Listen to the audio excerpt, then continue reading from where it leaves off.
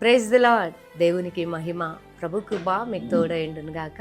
ఈరోజు దేవుని వాక్యాన్ని చదువుకుందాం. ద్వితీయోపదేశ కాండం 28వ అధ్యాయం 14వ వచనాన్ని చదువుతున్నాను. నీవు పైవాడిగా ఉందువు గాని క్రింది వాడివిగా ఉండవు. హల్లెలూయా.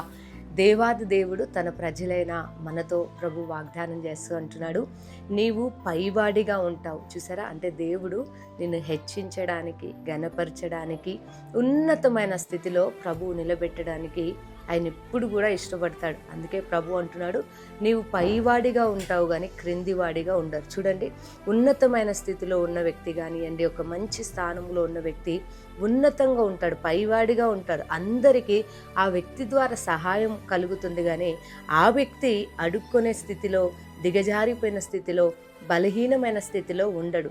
ఈరోజు దేవుని వాక్యాన్ని వింటున్న నీ జీవితం కొన్నిసార్లు దిగజారిపోయినట్లుగా, బలహీనురాలుగా అయినట్టుగా, కొన్నిసార్లు నువ్వు ఆలోచిస్తున్నప్పుడు కనబడుతూ ఉండొచ్చు. కానీ దేవుడు ఏమంటున్నాడంటే, ఈరోజు నీ పరిస్థితి బాలేదు, కానీ ప్రభువు వాగ్దానం చేస్తున్నాడు, నిన్ను ఉన్నతమైన స్థితిలో, నీవు పైవాడిగా, అంటే నువ్వు ఆశీర్వదించబడ్డ వ్యక్తిగా దేవుడు నీ జీవితంలో, నీ కుటుంబంలో ప్రభు అద్భుతమైన కార్యాన్ని జరిగించడానికి ఇష్టపడుతున్నాడు. ఆయన అదే ఆశ కలిగి ఉన్నాడు. కాబట్టి అందుకే అంటున్నాడు, నీవు పైవాడిగా ఉంటావు. ఒక మంచి ఉన్నతమైన స్థితిలో ప్రభు నిన్ను నిలబెట్టడానికి ఇష్టపడుతున్నాడు.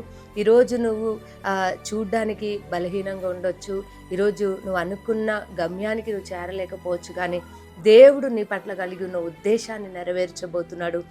దేవుడు నిన్ను ఉన్నత స్థితిలో నిలబెట్టి అనేకులు ఆశ్చర్యపడేటట్లుగా ప్రభు నీ జీవితంలో, నీ కుటుంబంలో అద్భుతమైన కార్యాన్ని జరిగించబోతున్నాడు. కనుక నా దేవుడు నన్ను పైవాడిగా ఉంచుతాడు, ఉన్నతమైన స్థితిలో ఉంచుతాడని ఈ వాగ్దానాన్ని విశ్వసించి ప్రభుని స్తుతించండి. మీకు చిన్న ప్రార్థన చేస్తాను. సర్వశక్తిగల దేవా స్తోత్రం.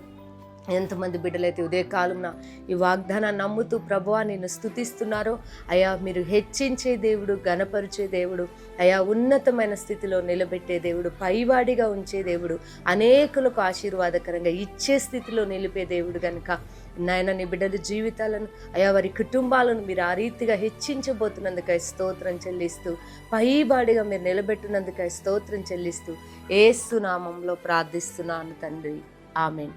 దేవుడు మిమ్మల్ని దీవించునుగాక.